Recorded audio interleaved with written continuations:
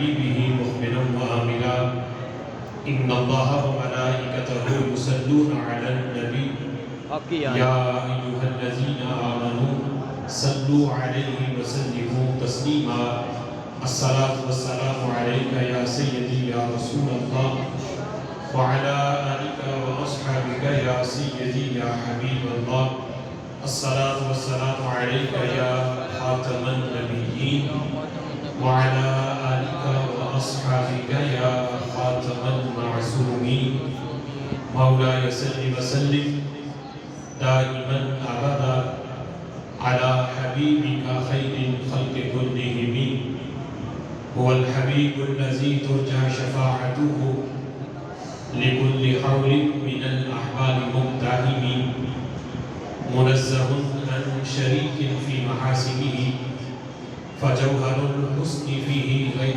منقسم محمد ذكره روح لأنفسنا محمد شكره فضل على الأمم محمد تاج رسل الله كاتبة محمد صادق الأقوال والكريم يا رب صل وسلم دائما أبدا على حبيبك خير الخلق كلهم اللہ وحدہ لا شریک کی حمد و ثنا اور حضور سرور کائنات مفخر موجودات زینت بزم کائنات باعث تخلیق کائنات دستگیر جہاں اور موسال زمان حامی بے قسم سید سروران قائد المرسلین خاتم النبیین احمد مصطفیٰ جناب محمد مصطفیٰ صلی اللہ تعالی علیہ وبارک وسلم کے دربار دربار دربار ناز میں ہدیہ درود و سلام عرض کرنے کے بعد نہایت ہی معزز محتشم حضرات و سامعین رب ذوالجلال کی فضل اور توفیق سے جمعۃ المبارک کے اس بابرکت اجتماع میں ہم سب کو شرکت کی سعادت حاصل ہو رہی ہے میری دعا ہے رب ذوالجلال ان مقدس لمحات کا صدقہ ہم سب کے گناہوں کو معاف فرمائے اور رب ذوالجلال ہمیں قرآن و سنت کا فہم عطا فرمائے آج کے جمعۃ المبارک میں میری گفتگو کا موضوع ہے اسلام ہم سے کیا چاہتا ہے سبحان اللہ میری دعا ہے رب ذوالجلال ہمیں اسلام کی چاہت اور اس کے تقاضوں کو پورا کرنے کی توفیق عطا فرمائے رب ذوالجلال نے جو دین ہمیں عطا کیا وہ دین ایک مکمل ضابطۂ حیات ہے وہ دین ایک مکمل اور اکمل دین ہے جس میں قیامت تک کے ہر صدی کے ہر سال کے ہر مہینے کے ہر ہفتے اور ہر ہفتے کے ہر دن کا نظام موجود ہے جس دین میں صرف مسجد اور مدرسے کا نظام نہیں بلکہ یہ دین وہ دین ہے جس میں رب ذوالجلال نے گھر کا نصاب بھی دیا دکان کا نصاب بھی دیا زندگی کے ہر شعبے کا اور ہر لمحے کا نظام اس دین کے اندر موجود ہے پہلے جتنے بھی نظام تھے وہ ایک صدی یا 2 صدی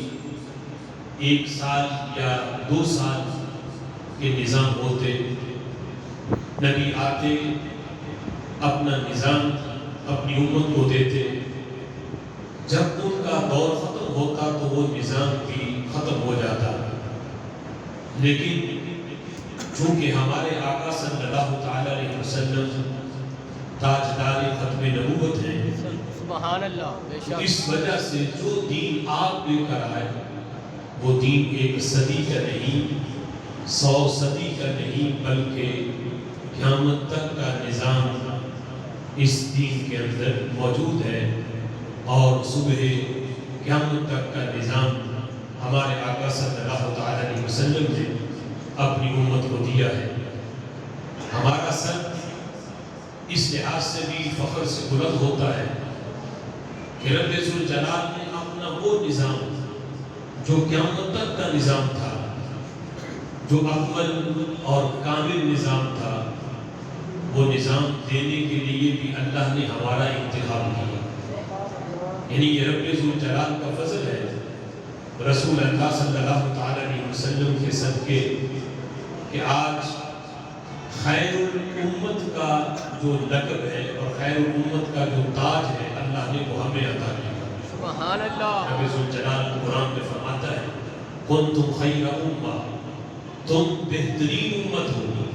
تو یہ بہترین امت والا جو خطاب ہے رب ذوالجلال نے اپنے محبوب صلی اللہ تعالیٰ علیہ وسلم کے صدقے ہمیں عطا کیا۔ پہلے جو نبی آئے انہوں نے جو نظام اپنی امت کو دیا، وہ نظام بھی بڑا کامل تھا اور ان کا انداز بھی بڑا اکمل اور کامل انداز تھا، لیکن آگے لوگوں کی صلاحیتوں میں فرق تھا اور ان میں کمی تھی، جنہوں نے اپنے انبیاء کے مشن کو آگے صحیح انداز میں نہیں پہنچایا۔ مگر لیکن یہ امت جس کو رب ذوالجلال نے خیر امت کا خطاب دیا، رب ذوالجلال نے اپنے محبوب صلی اللہ تعالیٰ علیہ وسلم کے صدقے اس امت کے بارے میں فرمایا الیوم اکملت لکم دینکم واتممت علیکم نعمتی ورضیت لکم الاسلام دینا۔ سبحان اللہ۔ اگرچہ پہلے ادیان بھی اللہ کے پسندیدہ تھے جو اللہ نے اپنے انبیاء کو دے کے بھیجے، لیکن رب ذوالجلال نے خاص کسی امت کے لیے یہ نہیں کہا کہ میں نے تمہارے لیے فلاں دین کا انتخاب کیا، فلاں دین کو میں نے تمہارے لیے پسند کیا، یا میں نے تمہارے لیے تمہارا دین مکمل کر دیا۔ کسی امت کو اللہ نے یہ خطاب نہیں کیا، لیکن یہ اس امت کی شان ہے کہ رب ذوالجلال فرماتا ہے الیوم اکملت لکم دینکم، آج کے دن میں نے تمہارا دین تمہارے لیے پورا کر دیا ہے۔ واتممت علیکم نعمتی ورضیت لکم الاسلام دینا۔ اللہ فرماتا ہے میں نے پسند کیا، میں نے چنا، میں نے انتخاب کیا لکم تمہارے لیے اس چیز کا، فرمایا دینا، میں نے تمہارے لیے دین اسلام کا انتخاب کیا۔ سبحان اللہ۔ یہودی حضرت عمر سے کہتے ہیں کہ عمر تمہارے قرآن میں ایک آیت ہے، اگر وہ آیت ہمیں ملتی تو ہم اس دن کو عید کا دن بناتے، جس دن یہ آیت ہمیں ملتی۔ حضرت عمر رضی اللہ تعالیٰ عنہ نے پوچھا بتاؤ وہ کون سی آیت ہے؟ تو انہوں نے کہا تمہارے قرآن میں یہ آیت ہے الیوم اکملت لکم دینکم واتممت علیکم نعمتی ورضیت لکم الاسلام دینا۔ اللہ تمہیں کہتا ہے کہ میں نے تمہارے لیے دین اسلام کا انتخاب کیا، تمہارے لیے میں نے اپنی نعمت کو مکمل کر دیا اور میں نے تمہارا دین تمہارے لیے کامل کر دیا۔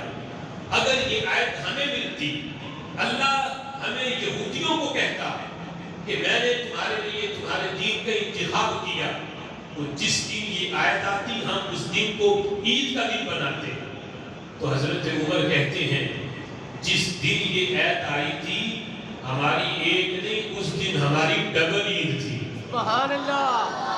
فرمایا ہم میدان عرفات میں موجود تھے اور حج کا موقع تھا، تب رب ذوالجلال نے یہ آیت اپنے محبوب پہ نازل فرمائی الیوم اکملت لکم علیکم ورضیت لکم الاسلام دینا۔ اس دن ہماری ڈبل عید تھی، تم ایک عید کی بات کرتے ہو۔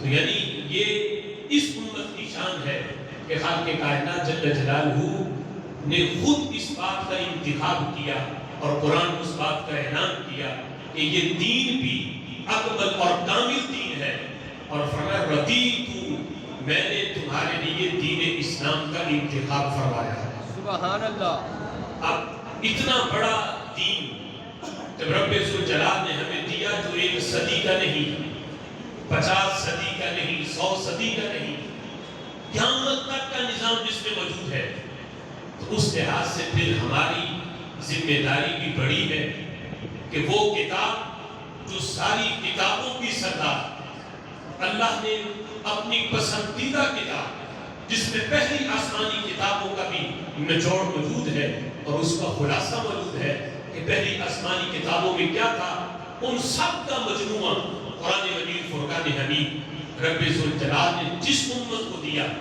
اس لحاظ سے ان کی ذمہ داری بھی بڑی ہے۔ اب دیکھو یہ ذمہ داری جو رب ذوالجلال نے قرآن کی صورت میں ہمیں عطا کی، کتنی بڑی ذمہ داری ہے، اور اس کا نبھانا آج ہر کلمہ گو مسلمان کے لیے کتنا ضروری ہے۔ رب ذوالجلال قرآن مجید فرقان حمید میں ارشاد فرماتا ہے قُلْ يَا أَهْلَ الْكِتَابِ لَسْتُمْ عَلَى شَيْءٍ، اللہ فرماتا ہے محبوب ان سے فرما دو لَسْتُمْ عَلَى شَيْءٍ، تم کسی چیز پر نہیں ہو۔ لَسْتُمْ عَلَى شَيْءٍ، یہ خطاب اہل کتاب سے ہے۔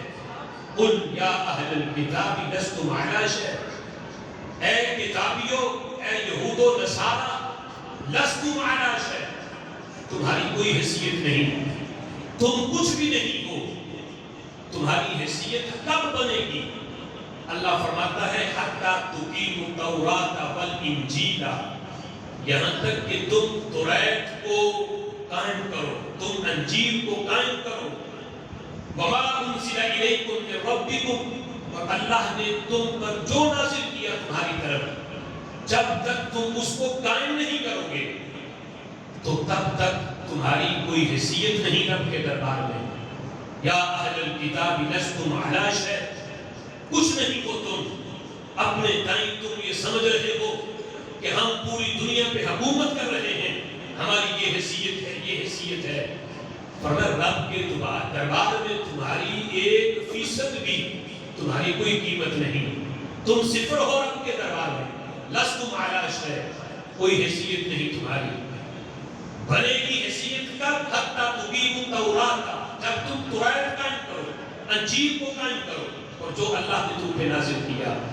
اب یہ آیت اگر ہم سامنے رکھیں اور قرآن مجید فرقان حمید کا یہ مضمون اور اپنے عمل پہ غور کریں، حضرت سفیان بن عیینہ رضی اللہ تعالی عنہ جب یہ آیت پڑھتے تھے تو آپ اس آیت کے بارے میں یہ کہتے، بخاری شریف کتاب التفسیر کے اندر وہ لفظ موجود ہیں، سفیان بن عیینہ کہتے ہیں ما فی القرآن آیات اشد علی من لستم علی شیء، کہتے لوگوں سنو، میں نے پورے قرآن کے اندر اس سے سخت آیت میں نے نہیں دیکھی کہ رب ذوالجلال نے یہود سے خطاب کرتے ہوئے اللہ نے کہا لستم علی شیء، تمہاری کوئی حیثیت نہیں، تم صفر ہو، یہاں تک کہ تم توریت کو قائم کرو، انجیل کو قائم کرو۔ تو سفیان بن عیینہ کہتے ہیں کہ قرآن میں بڑی سخت آیات موجود ہیں جس میں اللہ نے عذاب کا ذکر کیا، جہنم کا ذکر کیا، لیکن کہتے ہیں میرے پورا قرآن میں کوئی آیت پڑھ کے اتنا دل دہلتا نہیں اور رونگٹے کھڑے نہیں ہوتے اور اتنا میں گھبراتا اور پریشان نہیں ہوتا جتنا یہ والی آیت پڑھ کے ہوتا ہوں کہ اللہ جب یہودیوں سے عیسائیوں سے کہے لستم علی شیء، تم کچھ بھی نہیں، جب تک تم توریت کو قائم نہ کرو، انجیل کو قائم نہ کرو۔ تو سفیان بن عیینہ کہتے ہیں میں اس جگہ پہ خود کو رکھ کے سوچتا ہوں کہ جب یہود نصارہ توریت اور انجیل پر عمل کیے بغیر کچھ نہیں، تو ہم قرآن کو چھوڑ کے رب کے دربار میں مقام کیسے حاصل کر سکتے ہیں؟ کہ توریت کے بارے میں اللہ فرماتا ہے اگر اس کو قائم نہیں کرو گے تو لستم علی شیء، تمہاری کوئی حیثیت نہیں۔ تو سفیان بن عیینہ کہتے ہیں کہ ہم تو قرآن والے ہیں، ہم توریت والے نہیں، ہم نہ انجیل والے ہیں، ہم تو قرآن والے ہیں۔ جب توریت انجیل قائم نہ کر کے یہود و نصارہ کی کوئی قیمت نہیں تو قرآن قائم نہ کر کے مسلمانوں کی قیمت کیسے بن سکتی ہے؟ آج اگر مسلمان چاہتے ہیں کہ رب کے دربار میں بھی ان کی ویلیو بنے اور پوری دنیا میں مسلمان راج کریں اور ان کا غلبہ ہو، تو رب ذوالجلال نے نصاب دے دیا، یہ قرآن تمہارے سامنے ہے، اس کو صرف دم کے لیے نہیں پڑھنا، اس کو صرف اس وقت لیے نہیں پڑھنا کہ خیر و برکت ہو، اس کو یہ سوچ کے پڑھو کہ خیر و برکت بھی ہے، قیامت تک کا نظام بھی اس کتاب کے اندر موجود ہے۔ سبحان اللہ۔ اگرچہ قرآن چومنے سے بھی برکت آتی ہے، لذت ملتی ہے، سینے سے لگانے سے بھی لذت ملتی ہے، اگرچہ قرآن دیکھنے سے بھی سرور ملتا ہے، اور دم کرنے سے ظاہر اور باطن کی بیماری دور ہوتی ہے، لیکن قرآن کا نزول اس وجہ سے نہیں ہوا کہ قرآن کو محض چوما جائے، قرآن کا نزول اس وجہ سے نہیں ہوا کہ پڑھ کے دم کیا جائے، قرآن کا نزول محض اس وجہ سے نہیں ہوا کہ اس سے صرف برکت لے لی جائے، قرآن کا نزول اس لیے ہوا کہ رب ذوالجلال نے اس میں قیامت تک کے ہر دن کا نصاب دیا کہ اس کتاب کو ماننے والے نظام بھی اس کتاب والا اب چلائیں اور اس پہ عمل کریں۔ اب یہ نہیں کہ قرآن گھر میں اگر ناچاکی ہے، کاروبار نہیں چلتا، تو مدرسے سے بچوں کو بلا کے قرآن پڑھا لیا جائے کہ خیر و برکت آئے، لیکن نظام گھر کا ماحول کیسا ہو، دکان چلانی کیسے ہے، بندہ کہے اس کے لیے تو قرآن کی کوئی ضرورت نہیں، یہ تو میں جو کاروبار کے ماہر تاجر ہیں ان سے پوچھوں گا کہ کاروبار میں ترقی کیسے ہوتی ہے، گھر کا نظام کیسے چلانا ہے۔ یہ تو امریکہ ہمارے سامنے ہے، ترقی یافتہ ملک ہے، ہم تو ان کو دیکھ کے اپنے محلے کا، اپنے ملک کا نظام چلائیں گے۔ تو قرآن یہ نہیں کہتا، قرآن کی چاہت، اسلام کی چاہت یہ ہے کہ بندہ مسجد میں بیٹھا ہے، نصاب چاہتا ہے کہ مسجد کا نصاب کیا ہے، پھر بھی قرآن سے ملے گا، گھر میں بیٹھا ہے چاہتا ہے گھر کا نصاب ملے، پھر بھی قرآن کھولے، نصاب اسے قرآن سے مل جائے گا۔ اگر دکان پہ بیٹھا ہے، کاروبار میں ترقی چاہتا ہے اور چاہتا ہے کہ میں کاروبار کیسے کروں، اگر اصول چاہتا ہے تو قرآن کھولے، اسے دکان چلانے کا نصاب بھی قرآن سے مل جائے گا۔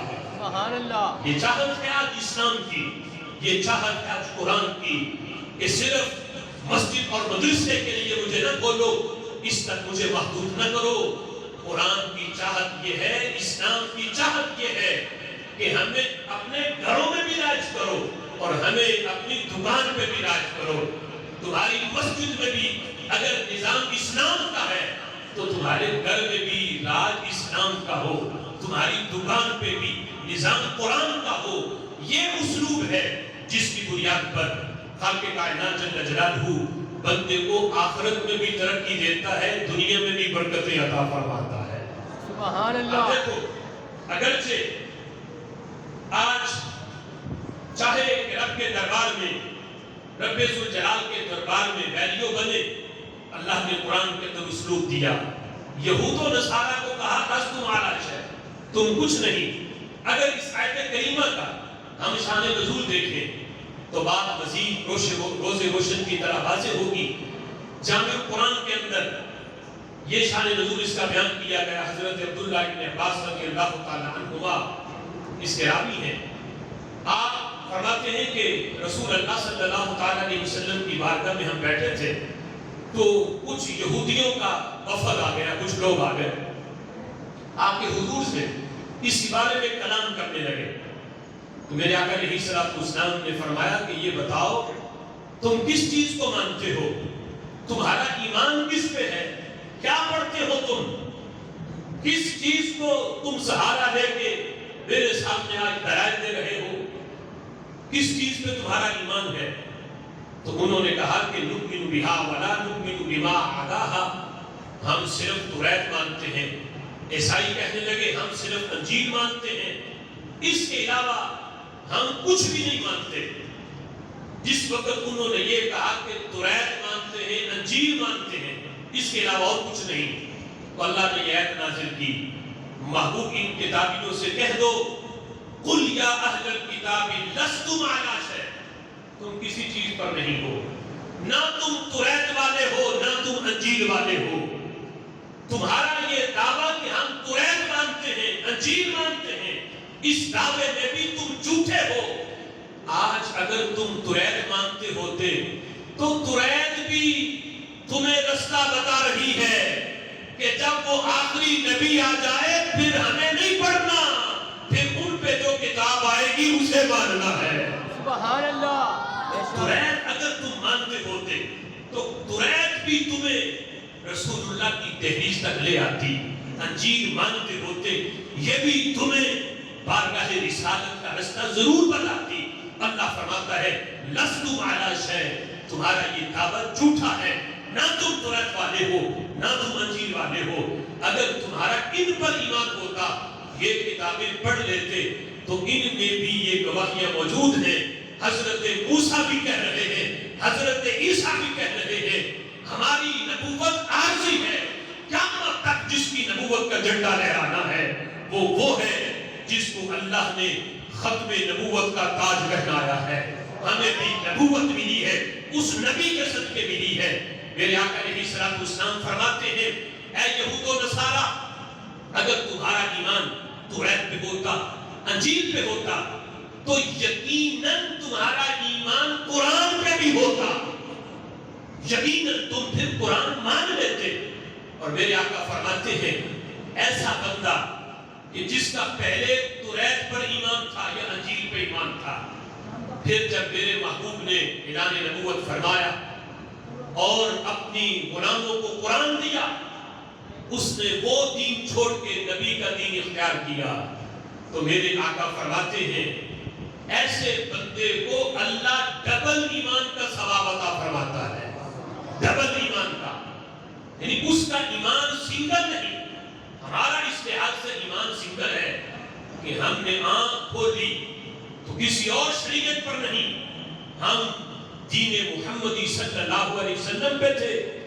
ایسا بندہ کہ جس کا ایمان پہلے حضرت موسیٰ پہ یا حضرت عیسیٰ پہ تھا، جب رسول اللہ نے اعلان نبوت فرمایا تو پھر اس نے محبوب پر بھی اسلام قبول کیا، تو میرے آقا فرماتے ہیں ایسے بندے کو اللہ ڈبل ایمان کا ثواب دیتا ہے۔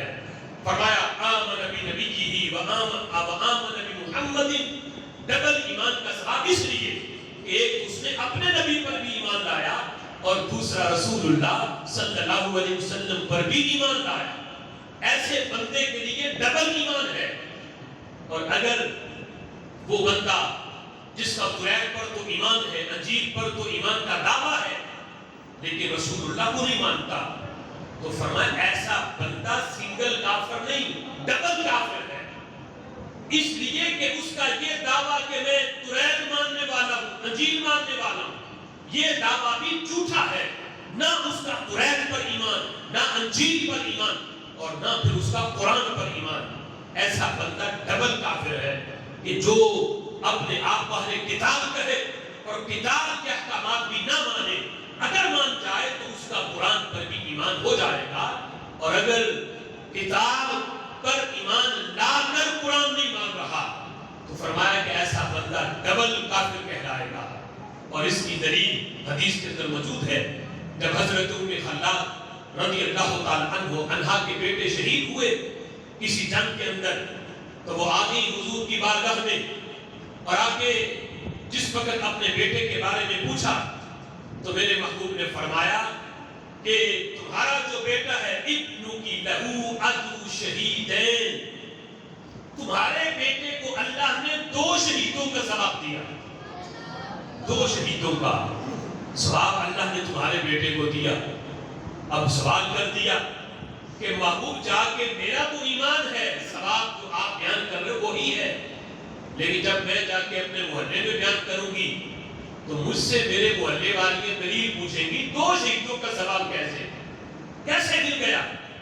تو محبوب کرم کرو آپ خود ہی بیان کر دو کہ میرے بیٹے کو 2 شہیدوں کا ثواب کس طرح ملا؟ تو میرے آقا فرماتے ہیں اگر تمہارا بیٹا لڑتا مکہ کے مشرکوں سے لڑتے ہوئے شہید ہوتا پھر تو ایک شہید کا ثواب ملتا.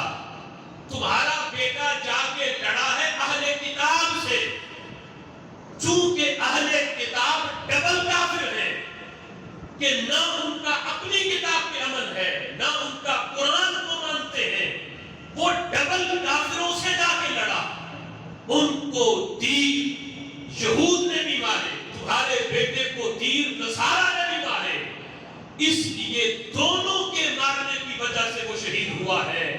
اللہ نے تمہارے بیٹے کو 2 شہیدوں کا ثواب عطا فرما دیا ہے. سبحان اللہ. اس بنیاد پر یعنی فرمایا کہ اگر ان کا ایمان توریت پہ ہوتا، انجیل پہ ہوتا، تو پھر یقیناً ان کا ایمان آج قرآن پہ بھی ہوتا. لہذا اس لیے اللہ فرماتا ہے لستم علی شیء، کہ تم کسی چیز پر نہیں ہو، نہ تمہارا ایمان قرآن پہ ہے نہ تمہارا اپنی کتابوں پہ ہے. اب بات دور نکل گئی. جس طرح آج اسلام کے تقاضوں کو اور اس کی چاہت کو پورا کرنا ضروری ہے اور اس پہ اجر و ثواب ہے، آج اگر کوئی کلمہ پڑھنے والا دعویٰ کرے کہ میں مسلمان ہوں لیکن اسے اپنے دین کی چاہت کا ہی پتہ نہ ہو کہ میرا دین مجھ سے چاہتا کیا ہے، تو پھر کتنا بڑا اس کے لیے وبال ہے. میرے آقا علیہ السلام کی حدیث جس کو قوت القلوب کے اندر امام ابو طالب مکی رحمت اللہ علیہ جو صوفیہ کے بہت بڑے پیشوا ہیں، انہوں نے قوت القلوب جلد 2 کے اندر صفحہ 248 پہ حضرت عبداللہ ابن عباس رضی اللہ تعالیٰ عنہما کے حوالے سے ایک حدیث بات ذکر کی. میرے آقا علیہ السلام ارشاد فرماتے ہیں ان للہ عز وجل 3 املاک، رب ذوالجلال کے 3 خاص فرشتے ہیں.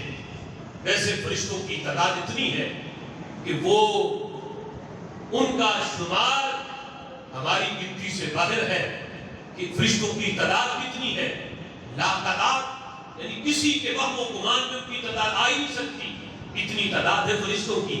لیکن یہاں 3 خاص فرشتوں کا ذکر کیا اور اللہ کے 3 خاص فرشتے ہیں. ملک علی ظہر بیت اللہ وملک علی مسجد رسول اللہ وملک علی ظہر بیت المقدس. ان میں ایک فرشتہ اس کی ڈیوٹی بیت اللہ شریف کی چھت پر ہے اور ایک فرشتہ مسجد نبوی کی چھت پر ہے اور تیسرے فرشتے کی ڈیوٹی بیت المقدس کی چھت پہ ہے. یہ تینوں فرشتے ان کا کام کیا ہے؟ یہ تینوں مختلف جگہوں پہ رہ کے کیا کرتے ہیں؟ تو میرے آقا فرماتے ہیں جو فرشتہ ہے کعبے کی چھت والا، فرمایا من، وہ بندہ، وہ فرشتہ کہتا ہے لوگوں سن لو، من ضیع فرائض اللہ خرج من امان اللہ، جو مسلمان ہو کر، اسلام کا فرزند ہو کر، اسلام کا بیٹا ہو کر اللہ کے فرائض کو ضائع کر دے، اللہ کی چاہت کو پورا نہ کرے، اسلام کی چاہت کو پورا نہ کرے، قرآن کا تقاضا اس کی چاہت کو پورا نہ کرے، جس نے اللہ کے فرائض میں سے کسی فرض کو ضائع کر دیا، لوگوں سن لو، وہ بندہ اللہ کی امان سے نکل گیا، اللہ کی امان، اللہ کی حفاظت سے نکل گیا. حدیث کا مفہوم ہے جب بندہ مومن فجر کی نماز پڑھ کے اپنے گھر سے نکلتا ہے تو رب ذوالجلال فرشتوں کی ڈیوٹی لگا دیتا ہے کہ جب تک میرا بندہ گھر نہیں لوٹتا تم نے اس کے ساتھ رہنا ہے، ہر قسم کے شر سے میرے بندے کی تم نے حفاظت کرنی ہے. دیکھو رب کی طرف سے ڈیوٹی، یعنی اللہ محتاج نہیں ہے فرشتوں کا کہ وہ فرشتوں کے ذریعے حفاظت کروائے، یہ بندے کا پروٹوکول ہے. جو شر بندے تک آنا ہے وہ بھی اللہ کے اذن سے آنا ہے. اللہ کی اذن کے بغیر تو پتہ بھی حرکت نہیں کرتا، وہ ہر شر کو ایسے ہی روک دے، بندے تک آئے ہی نہ. لیکن اللہ اپنے بندے کا پروٹوکول بتانا چاہتا ہے. جب مجھے یاد کر کے نکلا ہے، مجھے سجدہ کر کے نکلا ہے گھر سے، مجھے یاد کر کے میرے قرآن کی تلاوت کر کے گھر سے نکلا ہے، اب فرشتوں تمہاری ڈیوٹی ہے جب تک گھر واپس نہیں آتا تم نے اس کی حفاظت کرنی ہے، اپنی رحمت والے پروں کی شان اس کے اوپر کر کے رکھنی ہے اور سائبان تم نے کر کے رکھنا ہے۔ وہ شام تک اللہ کی امان میں ہے، شام تک اللہ کی حفاظت میں ہے۔ پھر رات کے فرشتے الگ ہیں، جب عشاء پڑھ کے بستر پہ سو جائے اور قرآن پڑھتے پڑھتے ذکر کرتے کرتے آنکھ لگ جائے، رات میں فرشتے حفاظت کرنے والے ان کی ڈیوٹی الگ ہے۔ فرمایا جو اللہ کے فرائض پورا کرے، اسلام کی چاہت پورا کرے، پھر رب ذوالجلال کی امان میں ہے، اور اللہ کے فرائض میں سے کسی فرض کو ضائع کر دے تو میرے آقا فرماتے خرج من امان اللہ، اللہ کی امان سے وہ بندہ نکل گیا۔ اب چاہے وہ جہان چاہے مرے، مصیبت میں پڑے، اسے کیا حق ہے وہ شکوے کرے کہ میں نے اتنی دعائیں مانگی میری تو پوری نہیں ہوتی؟ اسے کیا حق ہے کہ وہ کہے کہ میں فلاں مصیبت مجھ پہ آئی، اللہ کی طرف سے کوئی مدد ہی نہ آئی؟ اسے کیا حق ہے وہ اپنے رب سے شکوے کرے جب وہ اللہ کی امان میں ہی نہیں؟ اور جسے اللہ اپنی امان میں رکھتا ہے اللہ اسے ہر قسم کے شر سے بھی محفوظ رکھتا ہے۔ اور فرض اللہ کے فرائض چھوڑتا ہے، ضائع کرتا ہے، یہ فرشتہ اعلان کرتا ہے کہ بندے سن لے، وہ اللہ کی امان سے نکل گیا۔ دوسرا فرشتہ جس کی ڈیوٹی مسجد نبوی کی چھت پہ ہے، وہ اعلان کرتا ہے من خالف سنت رسول اللہ صلی اللہ علیہ وسلم لم تنلہ شفاعت رسول اللہ صلی اللہ علیہ وسلم۔ دوسرا فرشتہ اعلان کرتا ہے جب کوئی بندہ سنت رسول کی مخالفت کرے، سنت یہ ہے کہ چہرے پہ سنت رسول سجائے، وہ اسی سنت کے مختلف ڈیزائن بنائے اور اس سنت کی توہین کرے۔ جس نے سنت کی مخالفت کی، رسول اللہ کے طریقے کی مخالفت کی، فرشتہ اعلان کرتا ہے سن لے لم تنلہ شفاعت رسول اللہ۔ قیامت کے دن جب ہر بندہ ترس رہا ہوگا کہ مجھے اللہ کے محبوب کی شفاعت ملے، فرمایا وہ بندہ شفاعت سے محروم رہے گا جو دنیا میں رہ کے رسول اللہ کے سنت کی مخالفت کر رہا ہے۔ وہ فرشتہ اعلان کرتا ہے اے سنت کی مخالفت کرنے والے سن لے لم تنلہ شفاعت رسول اللہ، قیامت کے دن تجھے رسول اللہ کی شفاعت نہیں ملے گی۔ اگر شفاعت لینا چاہتا ہے آج لے ان کی پناہ، آج مدد مانگ ان سے، پھر نہ مانیں گے قیامت میں اگر مان گیا۔ آج اگر شفاعت کل کو لینی ہے تو پھر ان کے طریقے کو بھی اپنا، ان کی طریقے، ان کے سنت کو بھی اپنا، پھر رسول اللہ کی شفاعت تمہیں ملے گی۔ اور تیسرا فرشتہ جو بیت المقدس میں ہے، وہ فرشتہ اعلان کرتا ہے من اکل حراما، جو بندہ حرام کھائے، حرام کا لقمہ جانتے ہوئے بھی کہ یہ حرام ہے، حرام کھائے، فرمایا لم يقبل منہ صرف ولا عدل، اگرچہ ہر سال حج کرنے چلا جائے، اگرچہ عمرے لا تعداد ہو، لیکن ادھر فراڈ بھی لا تعداد ہو، بندہ کہے کہ ٹھیک ہے میں دیکھو 5 وقت کی نماز مسجد کی پہلی صف میں پڑھتا ہوں، روزہ میں نے زندگی میں ایک نہیں چھوڑا، حج ہر سال ہے، عمروں کا تو شمار ہی نہیں، لیکن بس بڑا دین پہ میرا عمل ہے، لیکن دکان پہ بیٹھوں گا تو پھر میری اپنی مرضی چلے گی، پھر میں بڑا رشوت دوں، بڑا سود کھاؤں، جو مرضی کروں، دیکھو میرے بقیہ کام تو پورے ہیں۔ تو فرشتہ اعلان کرتا ہے کہ یہ نظام محض مسجد مدرسے کا نہیں، یہ تو تیرے گھر کا بھی ہے، تیری دکان کا بھی ہے، اور چاہت ہے اسلام کی کہ تیرے پیٹ میں لقمہ حرام نہ جائے، حلال جائے۔ تو فرشتہ اعلان کرتا ہے جس نے حرام کھایا وہ کہتا ہے اگرچہ تو 5 وقت کا نمازی ہے، بڑا تو اگلی صف میں نماز پڑھنے والا ہے، لیکن سن لے چونکہ تو نے حرام کھا لیا، فرمایا لم یقبل منہ صرف ولا عدل، اللہ نہ تیرے فرض قبول کرے گا نہ تیرے نفل قبول کرے گا۔ یعنی عبادت قبول کروانے کے لیے بھی کتنا ضروری ہے کہ لقمہ حلال کا ہو۔ اگر حرام لقمے سے جسم کی پرورش ہو رہی ہے اور وہ توانائی عبادت پہ تم صرف کر رہے ہو تو اللہ کو تمہاری ایسی عبادت کی کوئی ضرورت نہیں۔ فمن لا لم يقبل منه صرف ولا عدل، نہ تمہارے نفل قبول ہے نہ تمہارے فرض قبول ہے۔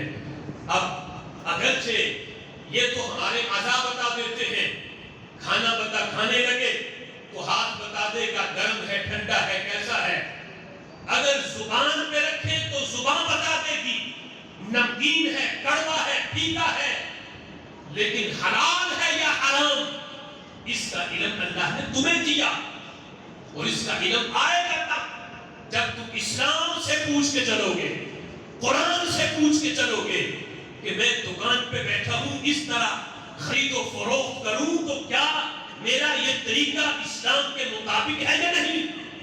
یہ تمہیں نظام قرآن سے لینا پڑے گا، اسلام سے لینا پڑے گا۔ اور اگر اس انداز میں بندہ زندگی بسر کرے کہ دکان گھر کا معاملات بھی قرآن سے پوچھ کے چلا ہے تو فرمایا رب ذوالجلال آخرت کو بہتر بناتا ہی ہے، دنیا میں بھی ترقی عطا فرما دیتا ہے۔ سبحان اللہ۔ آج ہم نے مصنوعی ترقی کو ترقی سمجھ لیا۔ بندہ جو لاکھوں کروڑوں میں ہے وہ اربوں میں چلا جائے تو کہتا ہے میں بڑی ترقی میں ہوں، میں ترقی کر رہا ہوں۔ جو ہزاروں میں تھا وہ لاکھوں میں چلا جا وہ سمجھے میں ترقی کر رہا ہوں، لیکن یہ دیکھے ہی نہ کہ ہزاروں سے لاکھوں میں آیا ہوں تو اسباب کیا تھے، حلال تھے یا حرام، طریقہ میں نے کیا اپنایا۔ تو یہ ترقی نہیں، ترقی یہ ہے حلال کا ہو، اگرچہ کم پیسے ہو، حلال کا ہو اور اس میں پوری پڑ جائے، بندہ تھوڑا کھا کے اللہ کا شکر ادا کرے تو حقیقی ترقی اور حقیقی برکت اسے کہا جاتا ہے۔ لاکھوں والا بھی پریشان ہو کہ فلاں نقصان ہو گیا، کاش یہ معاملہ بھی بن جاتا تو اتنا فائدہ ہو جاتا، یعنی اسے آگے جانے کی تمنا۔ اور برکت حقیقی یہ ہے بندہ اگرچہ رات پیٹ بھر کے نہ کھائے، تھوڑا ہی کھا لے، لیکن اس پہ اللہ کا شکر ادا کرے، حقیقی برکت اسے کہا جاتا ہے کہ رب ذوالجلال تھوڑا بھی دے لیکن حلال کا دے، یہ ہے حقیقی برکت۔ تو فرمایا کہ وہ فرشتہ دعا کرتا ہے کہ جو حرام جس نے کھا لیا اس کے بارے میں کہتا ہے سن اے حرام کھانے والے، اللہ نہ تیرے فرض قبول کرے گا نہ رب ذوالجلال تیرے نفل قبول کرے گا۔ آج ضرورت اس امر کی ہے کہ اسلام کی چاہتوں کو اور تقاضوں کو سمجھا جائے، اس کو پورا کیا جائے، اور اس کے ساتھ ساتھ یہ بھی بڑی اہم بات ہے کہ اس بات کی طرف بھی توجہ دی جائے کہ آج اسلام کو خطرہ کن چیزوں سے ہے، تاکہ بندہ ان چیزوں سے اجتناب کر کے اپنے دین اسلام اور نظام کو بندہ بچا سکے۔ نبی مکرم شفیع معظم صلی اللہ تعالی علیہ وسلم کے فرامین کی روشنی میں حضرت فاروق اعظم رضی اللہ تعالی عنہ کا یہ فرمان جس کو سنن دارمی کے اندر جس کو روایت کیا گیا، حضرت فاروق اعظم رضی اللہ تعالی عنہ ایک دن حضرت زیاد بن حدید رضی اللہ تعالی عنہ سے آپ فرمانے لگے هل تعرف ما يهدم الاسلام، اے زیاد جانتے ہو اسلام کو خطرہ کن چیزوں سے ہے؟ ما يهدم الاسلام، جس سے اسلام ختم ہو جائے، جس سے اسلام ختم ہو مٹے، کیا ان چیزوں کے بارے میں جانتے ہو؟ اسلام کو خطرہ کن چیزوں سے ہے؟ اب حضرت فاروق اعظم رضی اللہ تعالی عنہ نے جس وقت پوچھا تو سامنے والے بندوں کے ذہن میں بات آ رہی ہوگی اگرچہ یہ خطرہ بھی حقیقی ہے، آج آپ سے پوچھیں کہ اسلام کو خطرہ کن چیزوں سے ہے تو یقیناً آپ کا ذہن جائے گا کہ اسلام کو خطرہ یہودیوں سے ہے، عیسائیوں سے ہے، اسلام کو خطرہ امریکہ سے ہے، اسلام کو خطرہ غیر مسلم قوتوں طاقتوں سے ہے. اگرچہ یہ چیزیں بھی اسلام کے لیے خطرہ ہیں، لیکن اس موقع پر حضرت عمر رضی اللہ تعالی عنہ نے بیرونی خطرات بیان نہیں کیے. حضرت عمر رضی اللہ تعالی عنہ نے اندرونی خطرہ بیان کیا. بیرونی خطروں سے تو بندہ بچ جاتا ہے، لیکن خطرہ ان سے ہوتا ہے جو اسلام کا بیس بدل کے اسلام کو نقصان پہنچا ہے. ان سے بچنا بڑا مشکل ہے. ایک تو بندہ واضح ہے کہ دشمن ہے، بندہ اس سے اجتناب کرتا ہے، لیکن ایک جگری دوست بن کے وہ نقصان پہنچائے تو اس سے بچنا بڑا مشکل ہے. حضرت عمر رضی اللہ تعالی عنہ نے فرمایا کہ سنو، اسلام کو خطرہ بیرونی جو خطرات ہیں وہ الگ ہیں، لیکن 3 خطرات ایسے ہیں جو اسلام کو اندر سے اسلام کی جڑیں کھوکھلی کرتے ہیں اور اسلام کو نقصان پہنچاتے ہیں. وہ 3 خطرات بیان کرتے ہوئے حضرت عمر رضی اللہ تعالیٰ عنہ فرماتے ہیں، پہلا خطرہ اسلام کے لیے یہ ہے، فرمایا زلت العالم، عالم کا پھسل جانا. عالم کا پھسل جانا. ایک وہ بندہ کہ جس کے پیچھے ہزاروں لوگ ہیں، وہ بندہ اگر بد عقیدہ ہو جائے، جس کے لاکھوں کروڑوں مرید ہیں، وہ بندہ پھسل جائے تو کتنا بڑا خطرہ ہے. ایک اکیلا بندہ وہ گمراہ ہو گیا، اس سے اسلام کو اتنا خطرہ نہیں، اور اس سے اسلام کا اتنا نقصان نہیں جتنا وہ بندہ کہ جو عالم ہو، عالم دین ہو، وہ پھسلے. حضرت امام اعظم ابو حنیفہ جا رہے تھے تو آپ کا پاؤں پھسلا، ایک بچے کا پاؤں پھسلا تو آپ امام صاحب نے کہا کہ دھیان سے. اس نے کہا کہ امام میرا پاؤں پھسلا کوئی بات نہیں، میری تو ہڈی پسلی ٹوٹے گی، لیکن امام آپ سنبھل کے چلنا، اگر تم پھسلے تو ساری امت پھسل جائے گی. یہ ہے عام بندے کا پھسلنا، وہ اسلام کو نقصان نہیں دیتا. عالم دین اگر پھسلے، وہ گمراہ ہو جائے، بد عقیدہ ہو جائے، بد دین ہو جائے، وہ اسلام کے لیے کتنا بڑا خطرہ ہے. اب آج کل تو اندھی تقلید ہے. ایک پیر گمراہ ہوا تو لوگ یہ نہیں دیکھتے کہ قرآن کیا کہتا ہے، حدیث کیا کہتی ہے، نبی کی شریعت کیا کہتی ہے. وہ کہتا ہے میرا پیر بس یہ کہتا ہے. یعنی یہ دیکھو کتنا بڑا نقصان ہوگا کہ ایک پیر عالم دین جس کی لوگ اقتدا کر رہے ہیں، وہ اگر دین سے ڈرتا ہے، بد عقیدہ ہوتا ہے، تو کتنے بندوں کو وہ لے ڈوبے گا. اس لیے حضرت عمر رضی اللہ تعالیٰ عنہ نے کہا زلت العالم، عالم دین کا پھسلنا، یہ ہے اسلام کا خطرہ جو اندر سے اسلام کو کھوکھلا کرے گا. اور فرمایا دوسرا وجدال المنافق بالکتاب، فرمایا منافق کا قرآن ہاتھ میں لے کے جھگڑا کرنا. وہ بندہ منافق کہ یہود و نصارہ کا ایجنٹ ہو، قادیانیوں کا ایجنٹ ہو، لیکن قرآن دکھا کے جھگڑا کرے، دیکھو یوں ہے تو یوں ہے، اور ایجنڈا اس کے پاس یہود و نصارہ کا ہو، قادیانیوں کے پلیٹ فارم پہ کام کر رہا ہو، نظریہ ان کا ہو، اور عام سادہ سا مسلمان کہے دیکھو پڑھتا تو قرآن ہی ہے. یہ مثال ہے آج ذاکر نائک جیسے لوگوں کی اور مرزا جہلوی جیسے بد عقیدہ لوگوں کی، جو یہود و نصارہ کے ایجنڈے پہ ہیں، قادیانیوں کے ایجنڈے پہ ہیں، اور قرآن دکھا کے آج لوگوں کو گمراہ کر رہے ہیں. حضرت عمر کہہ رہے تھے دیکھو لوگوں، اب بولے والے مسلمان کہتے ہیں دیکھو پڑھتا تو حدیث ہے، پڑھتا تو قرآن ہے، لیکن انہیں کیا پتا جس حدیث کا وہ حوالہ دے رہا ہے دیکھنے پہ وہاں وہ حدیث ہوتی ہی نہیں، حدیث کی عبارت تک غلط پڑھتا ہے اور اپنا مقصد بیان کرنے کے لیے آگے پیچھے کی بات پکڑ کے بیان کر دیتا ہے. سامنے جاہل سننے والے بابا کر کے کہتے ہیں دیکھو پڑھ تو حدیث رسول رہا ہے، لیکن یہ کیا پتا وہ کن کے ایجنڈے پہ لوگوں کو گمراہ کر رہا ہے.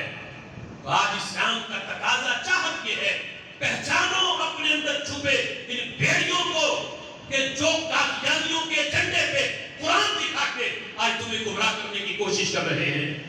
حضرت عمر رضی اللہ تعالیٰ عنہ اپنے دور خلافت میں وہ عمر جن کے بارے میں میرے محبوب نے فرمایا تھا میری امت کا محدث عمر ہے اور فرمایا تھا میرے بعد نبی ہوتا تو عمر ہوتا. وہ عمر آنے والے جو خطرات ہیں ان کی نشاندہی کر رہے ہیں اور فرما رہے ہیں وہ منافق جو قرآن اگرچہ اس وقت ایسا منافق کوئی نہیں تھا لیکن حضرت عمر کی نگاہ بھی دیکھ رہی تھی, مرزا جہلوی کو بھی دیکھ رہی تھی, ذاکر نلائق کو بھی دیکھ رہی تھی. فرمایا یہ منافق لوگ جو کلمہ پڑھ کے لیکن دوسروں کے ایجنڈے پہ کام کر کے قرآن دکھا کے لوگوں کو گمراہ کریں گے.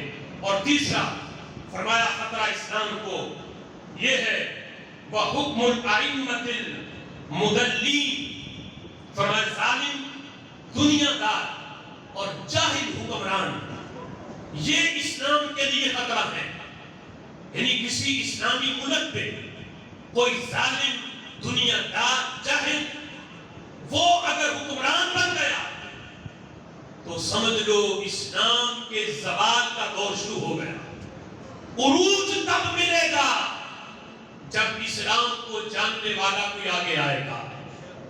اب اس سے جاہل اور عالم کون ہوتا ہے؟ یعنی اس سے کوئی یہ نہ سمجھے کہ آکسفورڈ یونیورسٹی کی جو ڈگریاں حاصل کر لے وہ تو بہت بڑا عالم ہے, جو انگریزی میں گفتگو کرے وہ عالم ہے. نہیں, یہاں عالم سے مراد جو شریعت کا جسے علم آتا ہو, اسلامی قوانین جانتا ہو, جسے قضاء کا علم آتا ہو, جسے حکومت کے جو احکامات ہیں وہ آتے ہوں, اس سے وہ مراد ہے. اور جسے لفظ خاتم النبیین کہنا نہ آئے. اندازہ خود کرو کہ پھر صورتحال اسلام کی کیا ہوگی. میں نام نہیں دے رہا کسی کا, لیکن یہ دیکھو ہم کہتے ہیں کہ اس میں اسلام کو جو زوال آ رہا ہے یعنی دن بہ دن غیروں کا تسلط ہے مسلمانوں پہ, تو خرابیاں کہاں ہیں؟ خرابیاں تو ہمارے اسلاف پہلے بیان کر گئے اور متنبع کر کے گئے. ان سے تم نے بچنا ہے. اگر یہ کام تم نے کیا تو پھر اسلام کے زوال کا دور شروع ہو جائے گا. تو حضرت فاروق اعظم رضی اللہ تعالیٰ عنہ فرماتے ہیں کہ ظالم اور جاہل حکمران اگر وہ اسلامی ملک کے اوپر مسلط ہو گیا تو پھر سمجھو اسلام کے زوال کا وقت شروع ہو گیا. اسلام کو ترقی کب ملے گی؟ جب کوئی شریعت کو جاننے والا, قضاء کو جاننے والا اس ملک پہ حکومت کرے گا.